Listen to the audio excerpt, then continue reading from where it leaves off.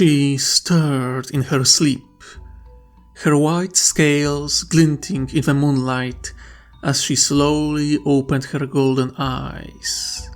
Her sanctuary, located on top of Longjiang Peak, was both palace and temple.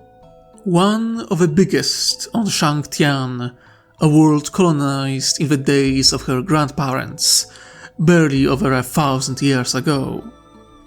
Her personal chamber, made of alien alloy, Zen lumber, and starglass, was located on the very top of a structure.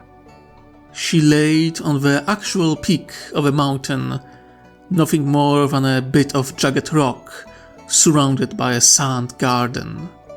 Here she could bask in the light of the moon and sun, feel the very planet under her, and read the movement of the stars, predicting future and seeing past. But it was not movement of the skylights that woke her. It was fire of candles she placed within the dome. One of them was melting quickly, its fire turning from calm red into mighty white. She looked on as the very wax of the candle caught fire before suddenly burning out, leaving only grey ashes behind. She lowered her head and wept, for even though she predicted it, she still felt sorrow at the loss of her friend. Despite her training, deep knowledge of runes and words, her sorrow bled into reality due to her powers, and soon the entire sanctuary was awoken by the deep pain and sadness of their mistress. Small doors on the side of the dome opened, and a figure covered in decorated white-yellow robes stepped in. He was far smaller than her, standing at mere 1.6 meters tall compared to her impressive 20 meters in length. A young man looked up, his eyes covered by decorated white cloth, and gave her a sad smile, waiting for her to speak. She gestured towards the ashes, and the young man seemed to understand, bowing his head in sorrow. "So it came to pass," Gwevesa muttered with a shake of his head. "I am very sorry, my lady."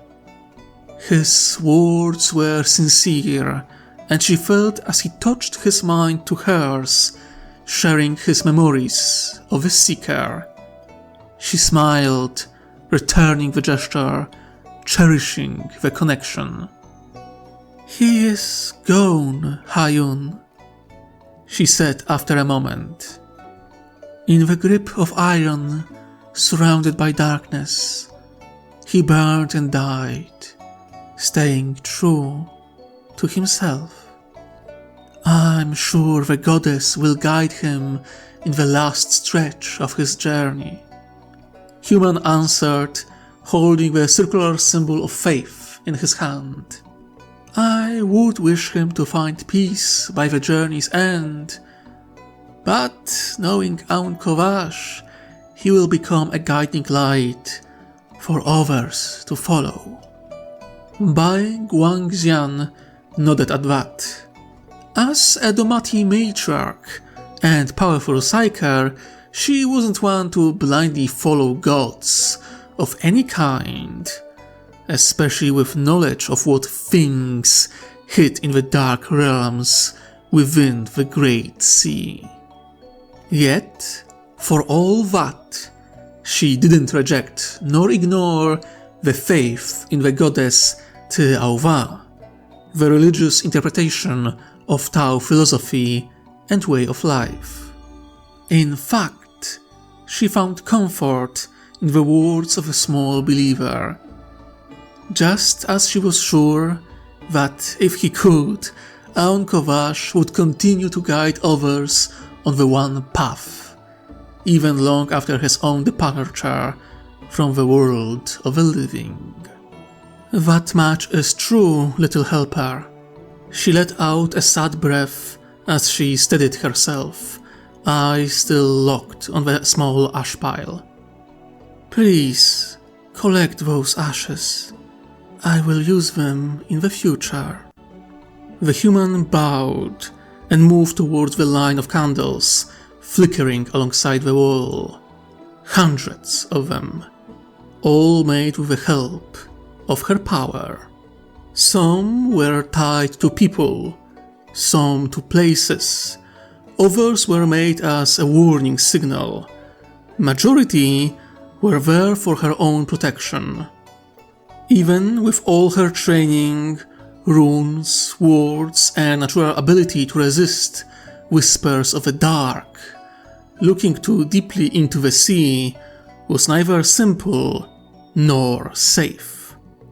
The protective smoke rising from the candles created additional layer of protection, one more wall to keep darkness at bay. As Hayun was collecting dust, and Bai wondered if she could make a charm out of it, another figure entered the dome. This one was covered in azure scales and shared Bai's reptilian eyes, but it was walking on two legs, rather than float in the air. A tannin psyker bowed deeply, making Bai twitch slightly, seeing where her wings supposed to be. Teros Tetrarchy tradition of amputating wings of psykers was barbaric in her eyes, but it was understandable. There was a long and terrible history of pain and suffering behind that tradition. A punishment brought upon every generation of tannin psykers because of the actions of one insane, long-dead psychic tyrant. Unlike the human, the tannin wore a mix of robes and armor with bone amulets and symbols of her people, as well as marks of punishment. Traditional silver chains wrapped around her forearms and legs. Selinor looked up at her mistress. "My lady, Master Hong Zhong-ying wishes to see you," she said in a calm voice. The old wight let out a slightly irritated breath and closed her golden eyes. She really shouldn't be surprised he reacted this quickly. She also knew that her student didn't come to uplift her spirit. "Very well. Send him in," she said quietly, and Selinor bowed before going towards the main door. These were far bigger, designed to let others of her species to enter and leave the domed room. With a few clicks, automatic door opened and a massive crimson shape floated inside. Hong was massive for his age, already at 18 meters of length, and if he took after his father, he would grow even bigger than average Domati. His scales were deep crimson, and his eyes were the color of amber and burned bone mixed together. He had quite impressive horns and crest for a young lad. Lines of electricity jumped between him and the ground as he floated into the room. He was excited, overly so seeing the number of discharges. She frowned as she turned to face him, but before she could say as much as a word, young dragon already opened his mouth. "What happened, master? Are we under attack? Is the Empire or the Coalition in danger?" he asked with eagerness in his voice. If her pride allowed it, she would hide her entire head in the sand garden right there and then. The thirst for conflict in this young man was troubling. "We aren't under attack, Hong. Not as far as I know," She spared a glance at the candles, seeing no significant difference in their flame. The coalition is safe. For now. The red drake seemed almost disappointed as he slowly settled down on the ground, by only now noticing that some of his Tyrellian guards followed him into the room. The reptilian aliens were good friends of the Zen Empire and Domati since they joined the coalition, and could often be found serving with or under them. "Then why did I feel your distress, master?" the young lad asked, finally gathering enough reason to show some wisdom. Bai took a deep breath before she answered. "Aun Kovash is gone." Hong seemed surprised as he turned towards Seeker's candle, only now noticing that Hayun finished gathering its ashes. "The wandering light snuffed out?" he asked in disbelief. "Not snuffed out." Bai shook her head. "He burned out in a white flame." Hearing this, many Tyrellians made signs of respect or faith, some even muttering prayers for the Seeker's soul to the goddess. Hong, however, still couldn't fully comprehend it. But he was a great warrior!" he tried to protest. "What could lead to his death?" "Our future foes and his own conviction," she answered smoothly, looking up at the light of the stars shining through the glass. "Skylights are changing. A new current takes form in the sea," she said, her golden eyes shining. "One we won't be able to avoid, but one we will able to endure." Hong tilted his head, trying to understand her words. For all his psychic might, even greater than her, she suspected, his power was almost entirely focused on warfare. He was smart, but he lacked subtlety. With her eyes shining with power, she started to look into the currents of fate, seeking the echoes of the future. "Others saw it already, my lady," Celinor said quietly as she walked over. "Many predict a new storm, but none know from which direction it will come. Some say it will be even greater than the War of Green Tide." That got some attention. The Fifth Coalition War was the most devastating war in the Coalition's history. A war that became something more than a myth. This legendary conflict, which lasted over 80 years, was carved into the collective memory of the Coalition. Some claimed it was the greatest test of the Coalition's integrity in its history, and proof that the greater good would prevail. The very same orcs which were constantly raiding sovereign territories of Alliance were distant descendants of the same bloodthirsty beasts that almost destroyed the Coalition so long ago. "I heard that Sun Yi moved his base of operation to Sun Tao, far from the front against the orcs, because he saw the future," Han Yun noted. "Maybe he is onto something." The mention of the old Domatic general who led his personal mercenary army caused a bit of a stir in the room. Sun Yi was famous, but controversial, and for more reasons than one.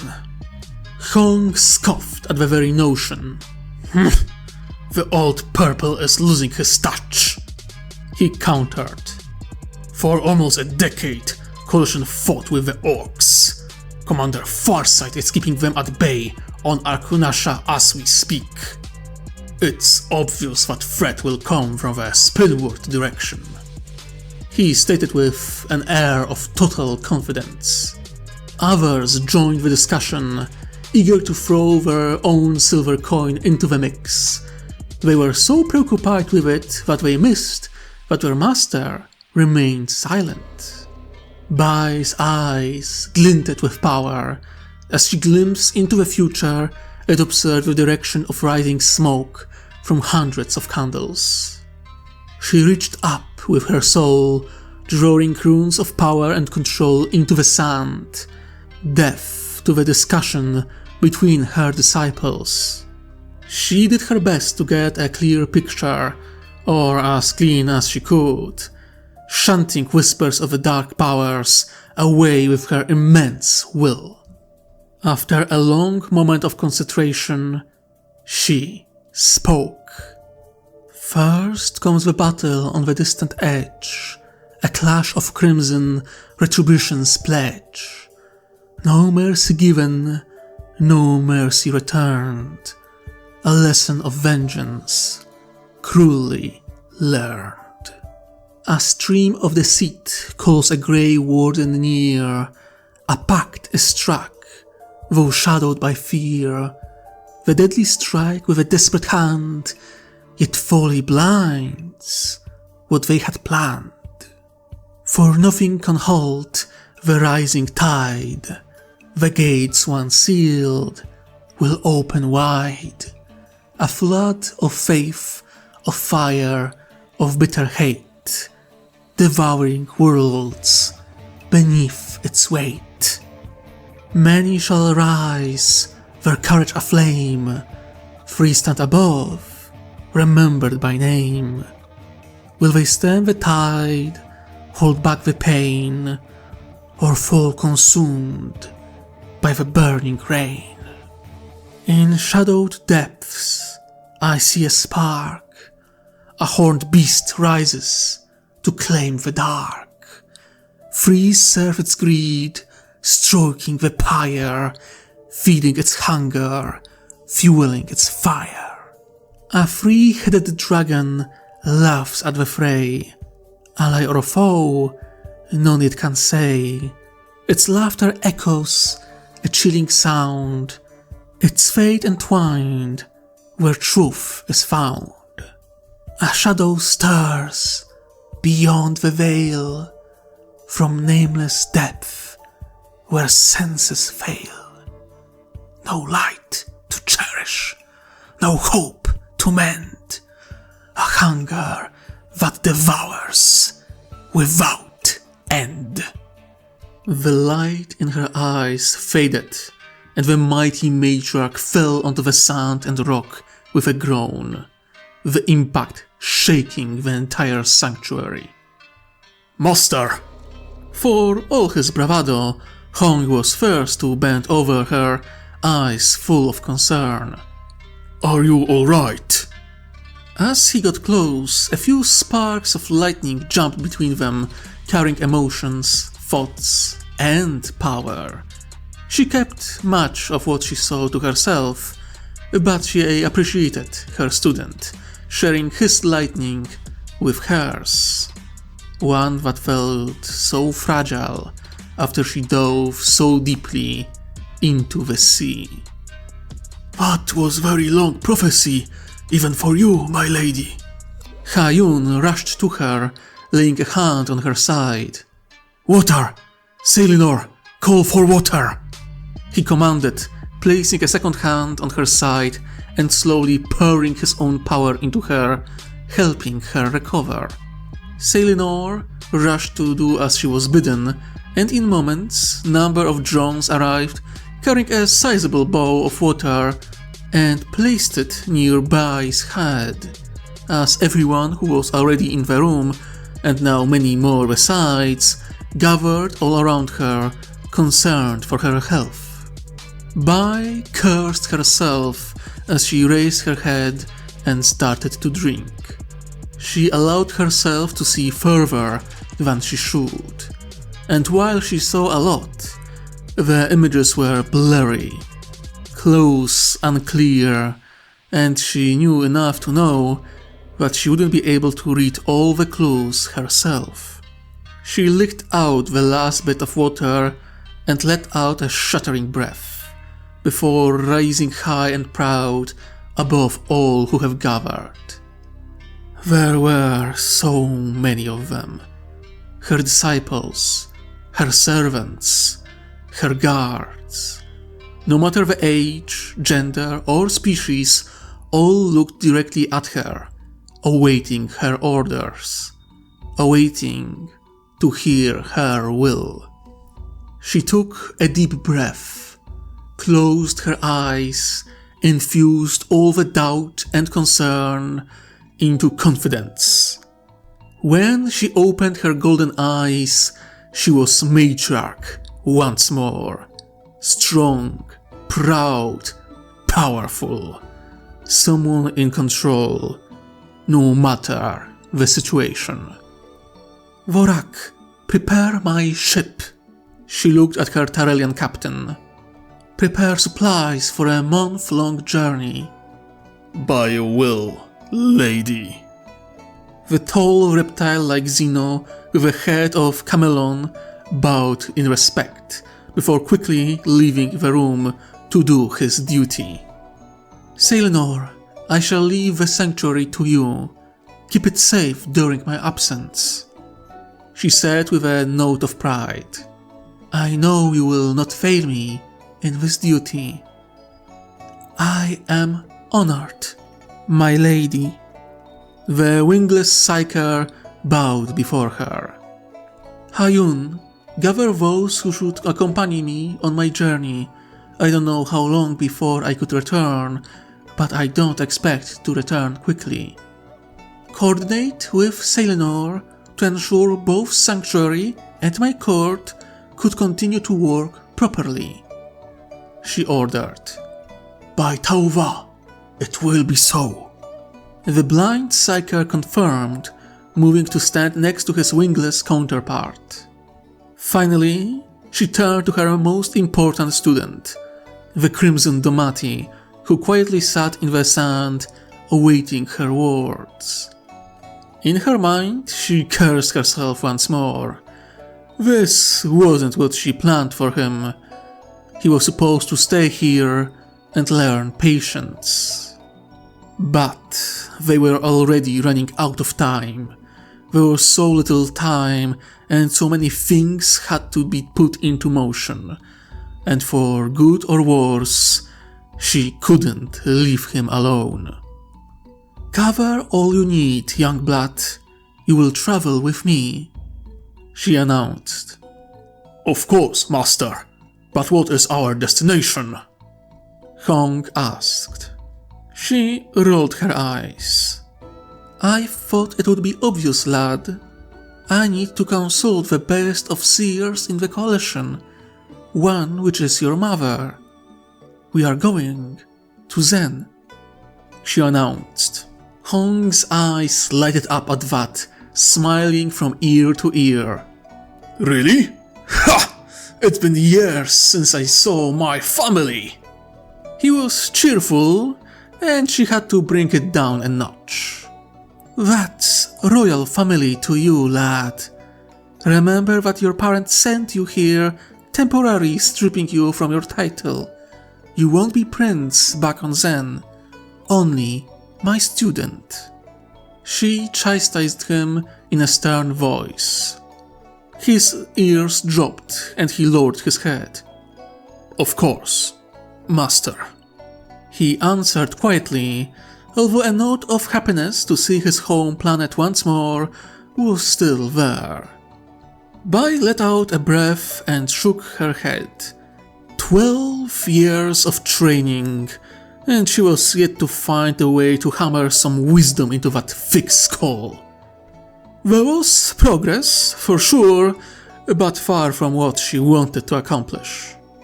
This new turn of events was unexpected, but it couldn't be helped. Tides of fate can change rapidly, and one must adapt to the new winds. This alone could be a valuable lesson for the young Drake. Go, prepare, she commanded. There will be much to learn on our journey. Honk jumped to it, leaving her room, a spark in the lightning that carried him above the ground. Bai let it slide. She had to prepare herself. The echo of the future was stuck in her mind. What did it all mean? What was the horned infernal beast? What was the three-headed dragon? She didn't know then, but was sure answers would reveal themselves to her sooner or later.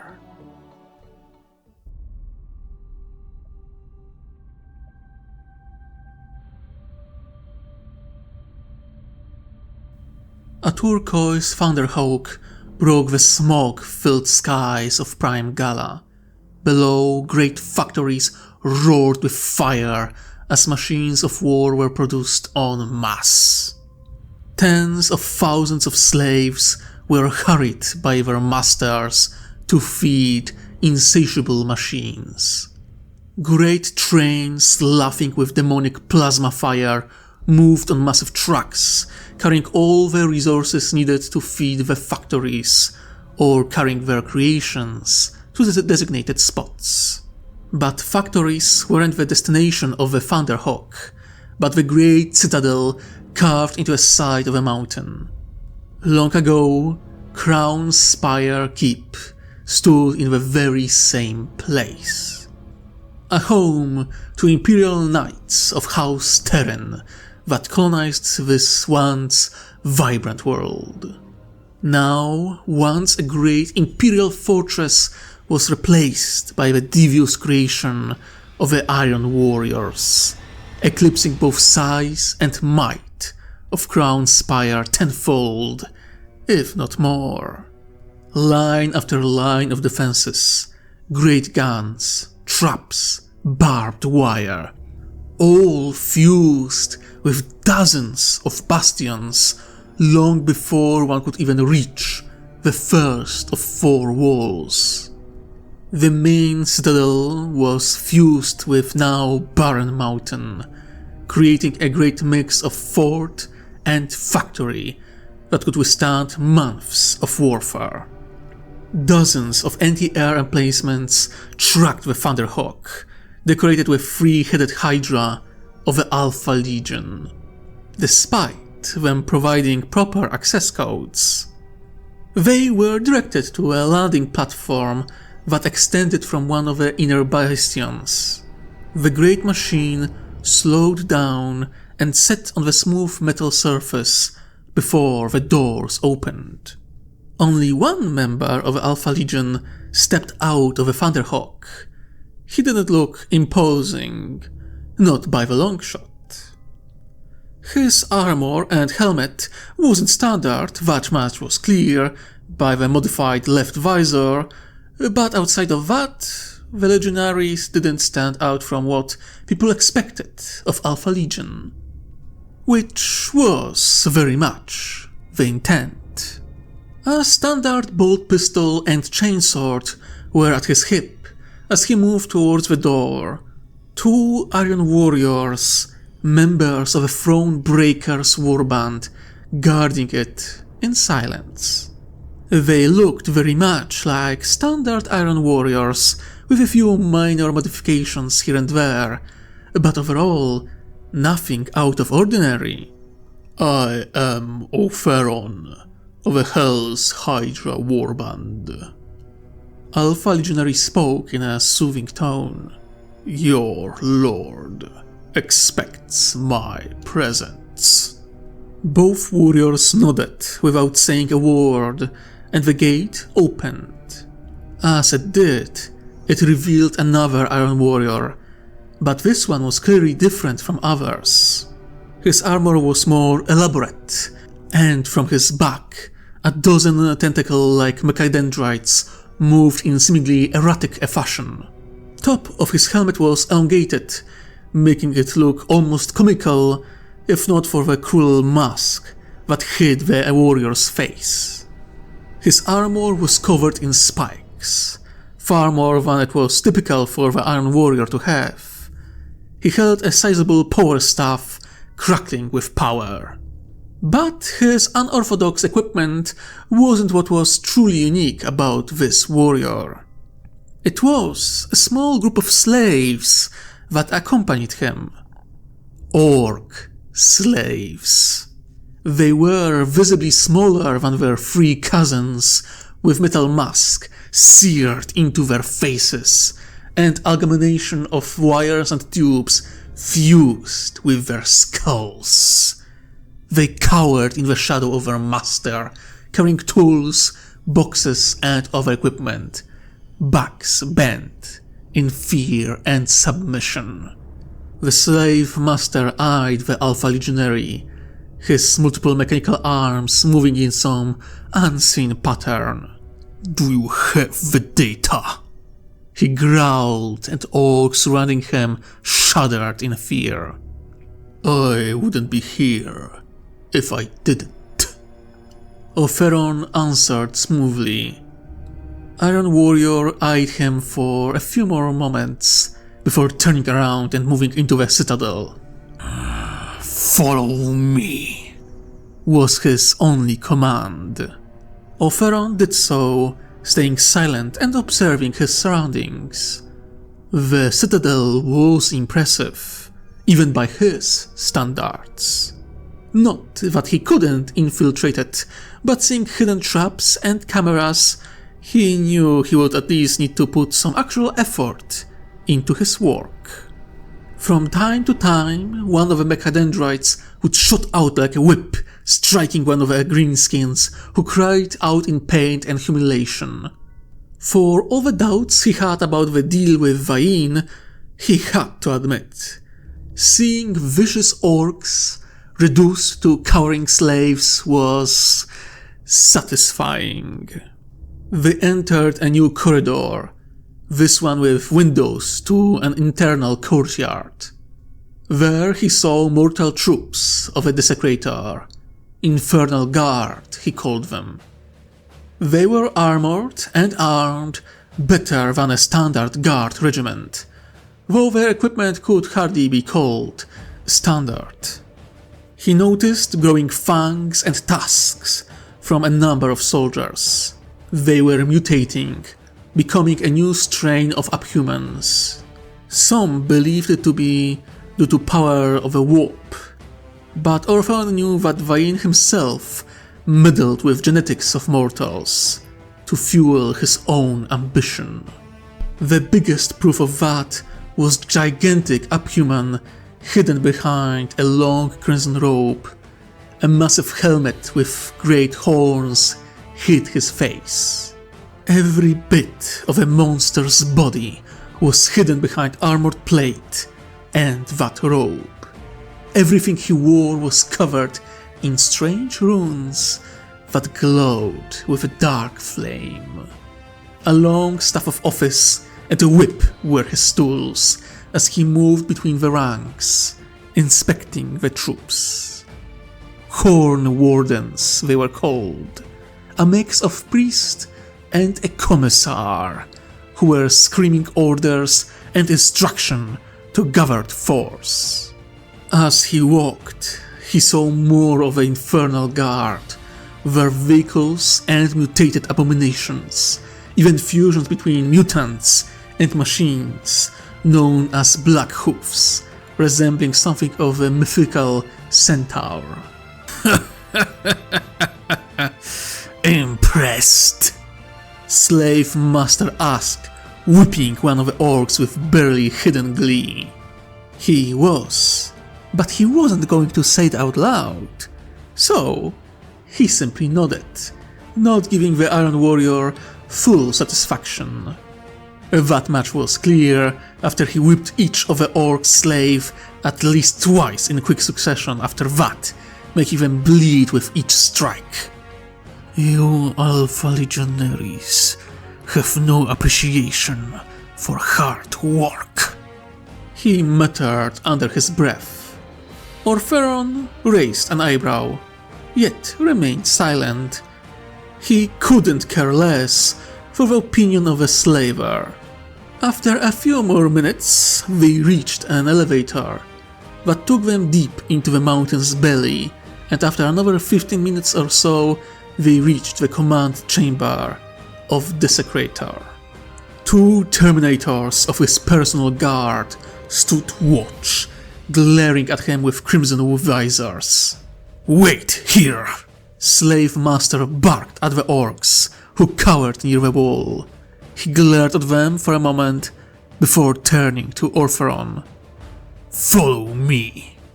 Orpheron wanted to point out that he did just that for at least half an hour or so, but kept it to himself as they entered the main chamber. It was massive. On the left, there was a whole display of Prime Gala itself, marking logistic lines and data about current efficiency of factories. On the right side was a holographic display of a Follow Reach subsector and all territories under Thronebreaker's control. In the center of the room, there was a rising pyramid-like structure towering over everything else.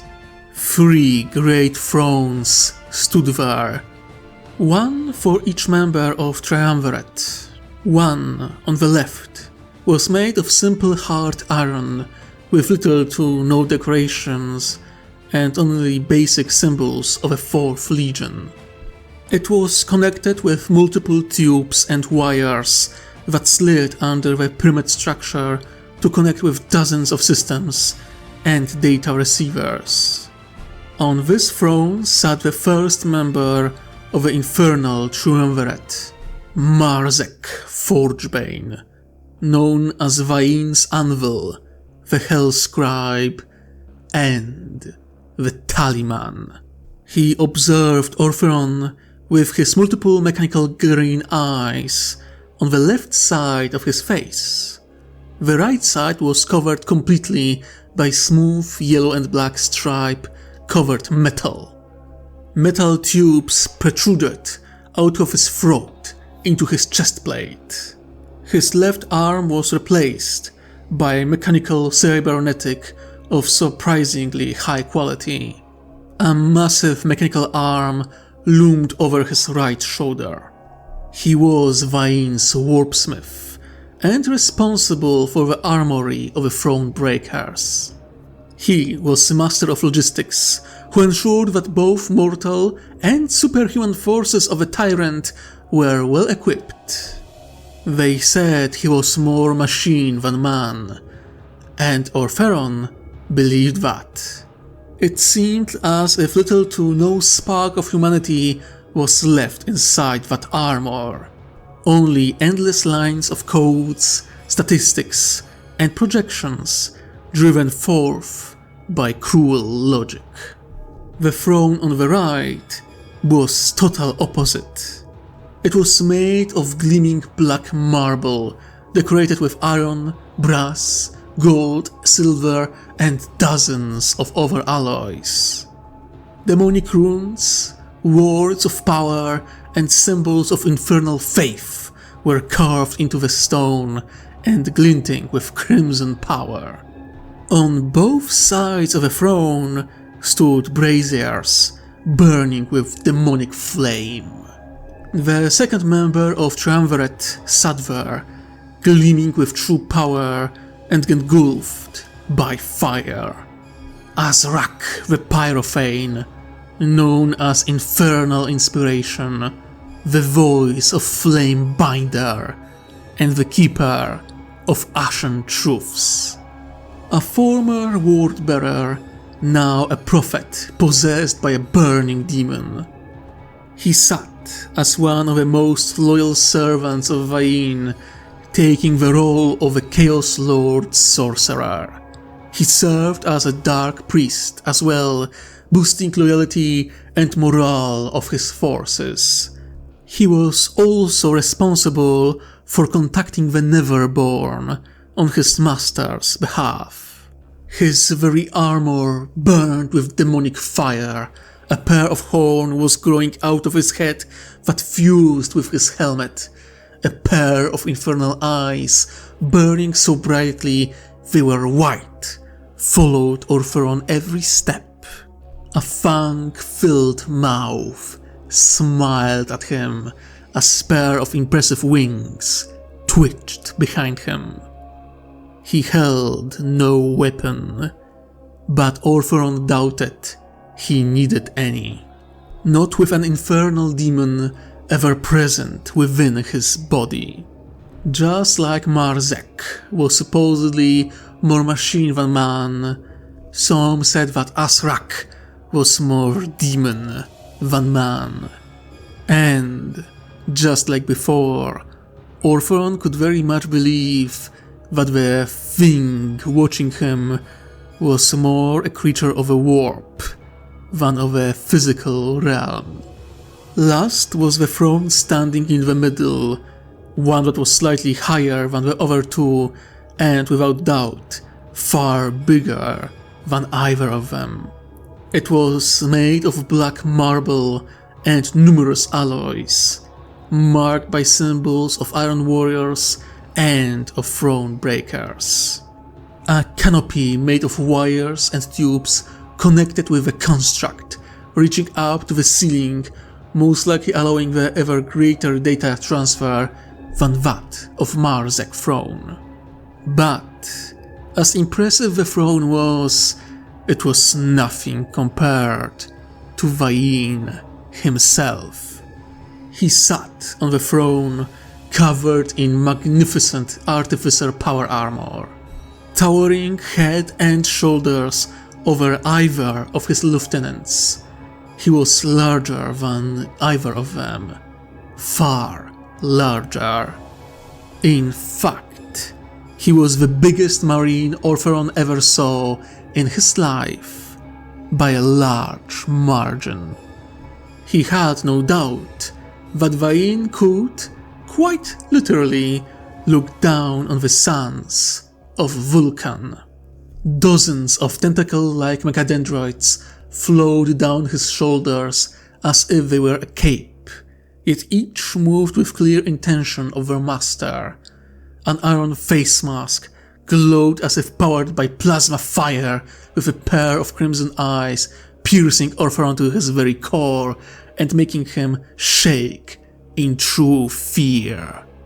His elongated helmet, decorated as if it was a crown, hummed with hidden technology. His very presence screamed one word: submit.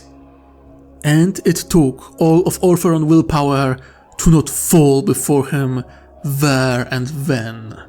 He was Vain the Desecrator, Lord of the Iron Marshes, and the Tyrant of the desecrated throne. He declared war against 3 sectors over 2 centuries ago, and for over 2 decades they could barely slow him down. He endured the Great War that should have been his end, and yet he turned it into his advantage. And it was he who found a way to enslave orcs. Orpheron slowly knelt right before the first step leading to elevated thrones and bowed his head. Orpheron. The voice of Vain was like a mountain. It's good to see you, cousin. It's an honor to be in your presence once more, Lord. Orpheron said, hoping that he sounded honest enough. I hear you accomplished your mission. Vain spoke, his words standing on the edge of a statement and a question. Yes, Lord Vain. We planted our agent within the Inquisitorial Conclave that wants to destroy you. Orpheron swallowed loudly. Though they didn't unite to defeat you, Lord. That piqued Tyrant's interest as he leaned forward. Elaborate. The Conclave gathered to bring an end to the new Xeno threat discovered by the Imperium. This coalition we informed you about. Orpheron explained. Vain remained silent for a moment before he chuckled. Interesting. Are they really that big of a threat? They are big enough to catch the attention of Lord Inquisitor Du Pastal. Legionary elaborated. At that name, Azrak growled, though Orpheron wasn't sure if it was the Marine or the demon's reaction. Marzek tilted his head slightly.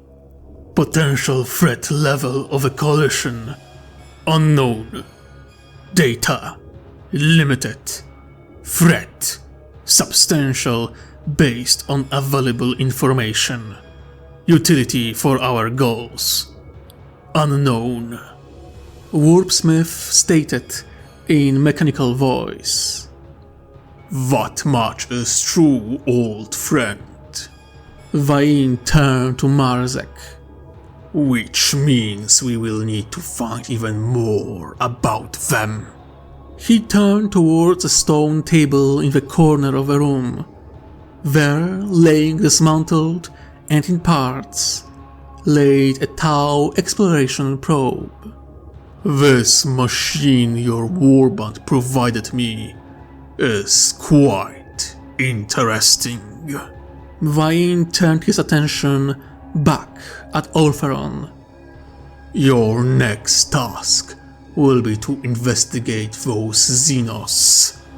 Who knows? They might be of use to my plans. Orpheron blinked.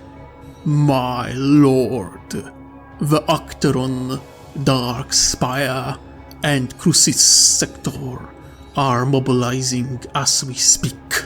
3 Lords Inquisitors combined their influence to gather as many forces as quickly as possible to strike at you. According to my sources, the Crusade might be ready as quickly as within a single year. Vain chuckled at that, but it was Azrak who answered. A year is a fleeting moment for the fools who try to douse the furnace of fate. Let them come, true fire will free them from their ignorance. He laughed before tilting his head as if in thought. This coalition, they are but shadows cast by a different sun. What are shadows but portents of flame yet to rise? Today or tomorrow, it matters not, as long as the forge is burning hot. Pyrophane spoke in riddles with a wide smile on his flame-engulfed face. Vain nodded, as if understanding him completely. Speed of Imperial preparations doesn't matter. We are basically ready. We wouldn't reveal ourselves if we didn't. Chaos Lord stated, matter of fact. As for the coalition, they might be of use to us. Soon, or in the future. Deciding factor. Success of our plan. Marzak stated in monotone. Doubt from the smith. A poor craft. Success is not granted, it is taken, burned into the existence.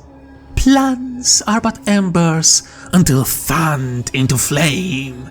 So speak the flames, so whisper the pyres.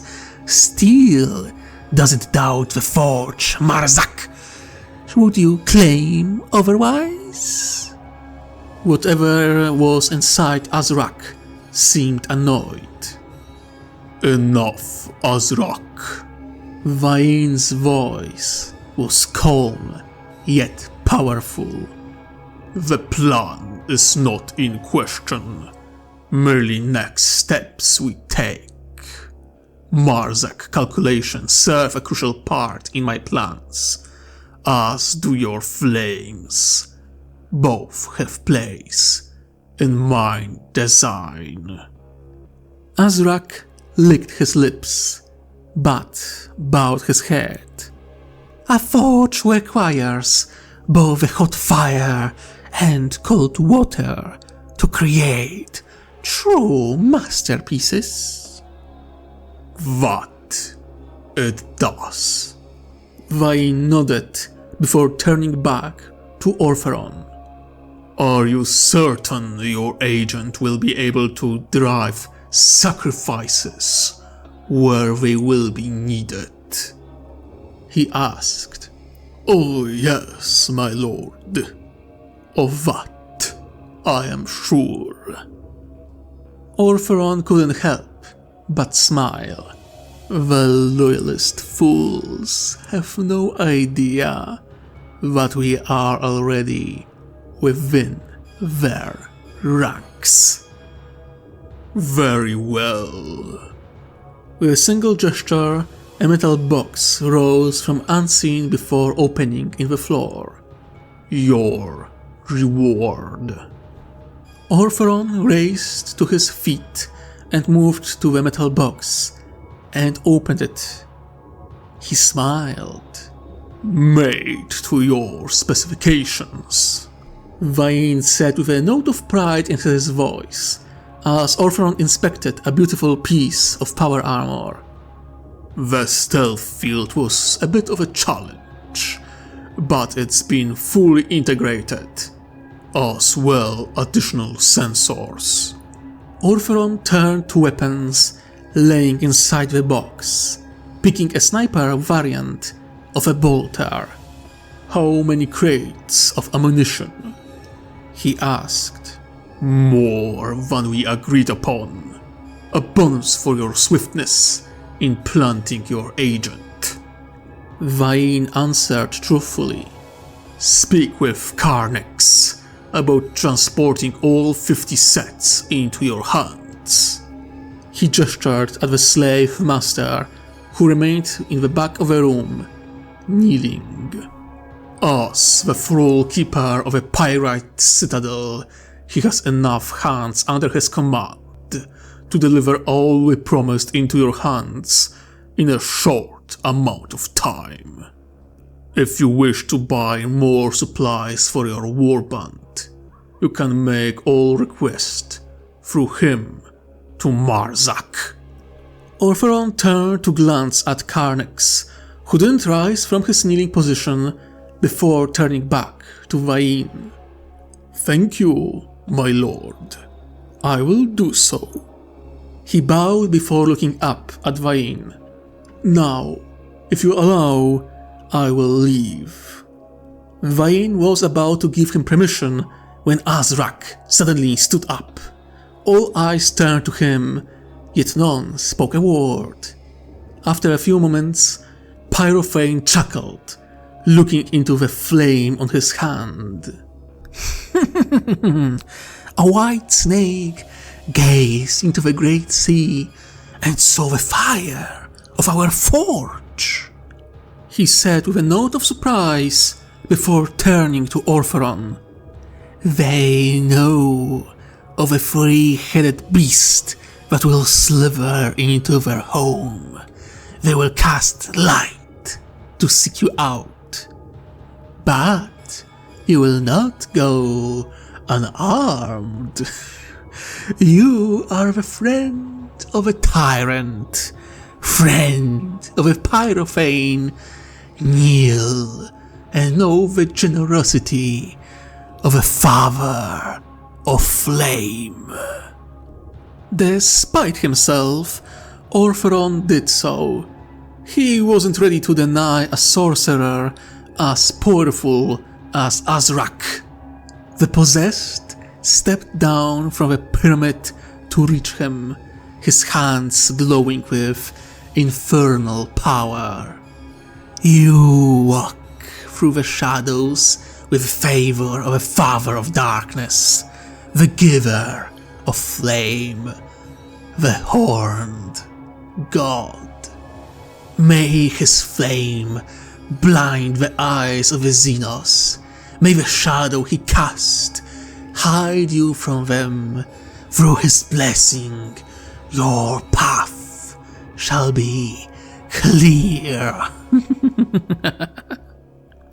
He touched his armor, and Orpheron could feel as dark power flowed into him and into his armor.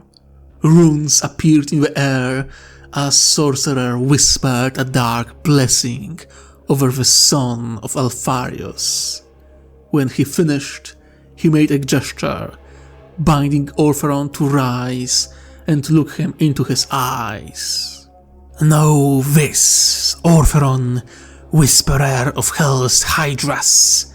You are marked by the Father of Flame, as are we all. Hashut watches, and in his gaze true strength is forged. But fail not, for the same fire consumes the weak as surely as it empowers the strong.